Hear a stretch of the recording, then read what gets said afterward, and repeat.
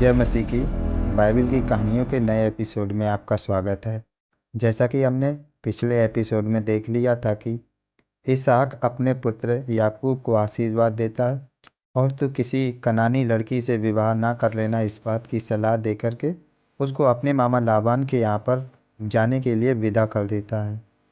अब कहानी की शुरुआत होती है याकूब के भाई एसाव से, जो ये सब बातें देखता और अपने मन में सोचता है कि कनानी लड़कियां मेरे पिता को पसंद नहीं है, इसलिए वह इस्माइल की बेटी मलहत से जाकर के उससे विवाह कर लेता है। यह वही इस्माइल है जो सारा की मिस्री दासी से उत्पन्न हुआ था। और इन सब बातों के बाद में याकूब बेरशेबा से निकलकर हारान की ओर चला और उसने किसी स्थान में पहुंचकर रात बिताने का विचार किया, क्योंकि सूर्य उस समय तक अस्त हो चुका था। इसलिए उसने उस स्थान के पत्थरों में से एक पत्थर को ले अपना तकिया बनाकर रखा और उसी स्थान में सो गया। तब उसने स्वप्न में क्या देखा कि एक सीढ़ी पृथ्वी पर खड़ी है और उसका सिर स्वर्ग तक पहुंचा है और परमेश्वर के दूत उस पर से चढ़ते उतरते हैं। और यहोवा उसके ऊपर खड़ा होकर कहता है, मैं यहोवा तेरे दादा अब्राहम का परमेश्वर और इसहाक का भी परमेश्वर हूँ। जिस भूमि पर तू लेटा है उसे मैं तुझे और तेरे आने वाले वंश को दूंगा, और तेरे वंश भूमि की धूल के किनकों के समान बहुत होगा, और पश्चिम पूरब उत्तर दक्षिण चारों ओर फैलता जाएगा। और तेरे वंश के द्वारा पृथ्वी के सारे कुल आशीष पाएंगे। और सुन, मैं तेरे संग रहूँगा और जहाँ कहीं तू जाएगा वहाँ तेरी रक्षा करूँगा और तुझे इस देश में लौटा ले आऊँगा।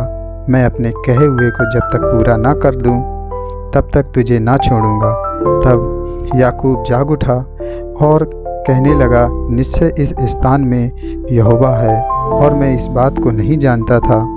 और भय खाकर उसने कहा, यह स्थान क्या ही भयानक है, यह तो परमेश्वर के भवन को छोड़कर और कुछ नहीं हो सकता, वरन यह तो स्वर्ग का फाटक ही होगा। भोर को याकूब उठा और अपने तकिए का पत्थर लेकर उसका खंभा खड़ा किया और उसके सिर पर तेल डाल दिया। उसने उस स्थान का नाम बेतेल रखा, पर वह स्थान उससे पहले लूज के नाम से जाना जाता था।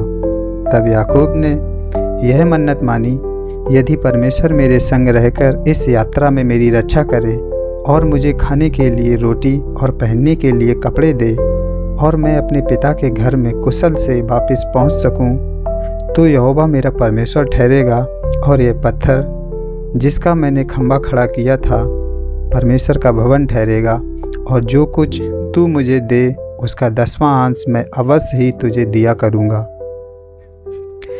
फिर याकूब उस स्थान से निकलकर पूर्वियों के देश में पहुंच जाता है। उसने दृष्टि करके क्या देखा कि मैदान में एक कुआं है और उसके पास भेड़ बकरियों के 3 झुंड बैठे हुए हैं, क्योंकि जो पत्थर उस कुएं के मुंह पर रखा रहता था जिसमें से झुंडों को जल पिलाया जाता था वह बहुत भारी था। और जब सब झुंड वहाँ इकट्ठा हो जाते थे तब चरवाहे उस पत्थर को कुएं के मुंह पर से लुढ़काकर भेड़ बकरियों को पानी पिलाते थे और फिर पत्थर को कुएं के मुंह पर ज्यों का त्यों रख दिया करते थे। अतः याकूब ने चरवाहों से पूछा, हे मेरे भाइयों, क्या तुम हारान के हो? उन्होंने जवाब देते हुए कहा, जी हाँ, हम हारान से ही हैं। तो फिर तुम क्या नाहोर के पोते लाबान को जानते हो? उन्होंने जवाब दिया, जी हाँ, हम बिल्कुल जानते हैं। फिर उसने उनसे पूछा, क्या वो और उनका परिवार सब कुशल से है? उन्होंने कहा, जी वो सब कुशल से ही हैं। और वो क्या देखता है? और वो चरवाहे उसको कहते हैं कि राहेल भेड़ बकरियों को लिए हुए चली आ। देखो, अभी तो दिन बहुत है, पशुओं को इकट्ठा होने का समय नहीं है, इसलिए भेड़ बकरियों को जल पिलाकर फिर से ले जाकर चराओ। उन्होंने कहा, हम अभी ऐसा नहीं कर सकते हैं। जब सब झुंड इकट्ठा होते हैं तब पत्थर कुएं के मुंह पर से लुढ़काया जाता है और तब हम सब भेड़ बकरियों को पानी पिलाते हैं। उसकी ये बातचीत हो ही रही थी कि राहेल जो पशु चराया करती थी अपने पिता की भेड़ बकरियों को लिए हुए उस जगह पर आ जाती है। याकूब ने अपने मामा लाबान की बेटी राहेल को और उसकी भेड़ बकरियों को देखा तो निकट जाकर कुएं के मुंह पर से पत्थर लुढ़का दिया और अपने मामा लाबान की भेड़ बकरियों को पानी पिलाया। तब याकूब अपने मामा की बेटी के पास में जैसे ही पहुंचा तो वो भावुक हो गया और ऊंचे स्वर से रोया। और याकूब ने राहेल को बता दिया कि मैं तेरा फुफेरा भाई हूँ, अर्थात रिबका का पुत्र। तब उसने दौड़कर अपने पिता से कह दिया। अपने भांजे याकूब का समाचार पाते ही लाबान उससे भेंट करने के लिए मैदान की ओर दौड़ पड़ा और उसको देख कर के गले लगाकर चूमा। फिर अपने घर ले जाकर याकूब ने लाबान को अपना सारा वृत्तांत सुनाया। तब लाबान ने याकूब से कहा, तू तो सचमुच में मेरे कुटुंबियों में से ही और मेरी हड्डी और मेरे मांस में का मांस ही है। और याकूब 1 महीने तक उसके पास में रहा। तब लाबान ने याकूब से कहा, देख, कुटुंबी होने के कारण तुझसे मुफ्त में सेवा कराना मेरे लिए उचित नहीं है, इसलिए बोल मैं तुझे सेवा के बदले में क्या दूं।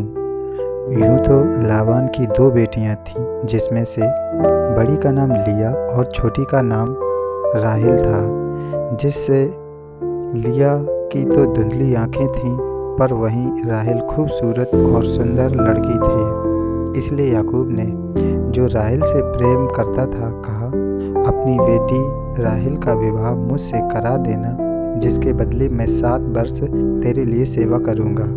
तब लाबान ने यह सुन के कहा, उसे किसी पराये पुरुष को देने से तुझको देना बेहतर होगा, इसलिए मेरे पास रहे। तब याकूब लाबान के साथ रहने लगा और याकूब ने राहेल के लिए 7 वर्ष तक लाबान के लिए सेवा की। और वे 7 वर्ष उसको राहेल से लगाव के कारण बस कुछ चंद दिनों के बराबर जान पड़े। तब तय किए गए 7 वर्ष पूरे हुए। तब याकूब ने लाबान से कहा, मेरी पत्नी मुझे दे और मैं उसके पास जाऊंगा, क्योंकि मेरा समय पूरा हो गया है। अतः लाबान ने उस स्थान के सब मनुष्यों को बुलाकर इकट्ठा कर एक भोज दिया। और सांझ के समय लाबान ने राहेल के बजाय अपनी बड़ी बेटी लिया का विवाह याकूब से करा दिया। लाबान ने अपनी बेटी लिया को उसकी दासी होने के लिए अपनी दासी जिल्फा भी दी। भोर को याकूब ने लाबान से कहा, यह तूने मेरे साथ क्या किया है?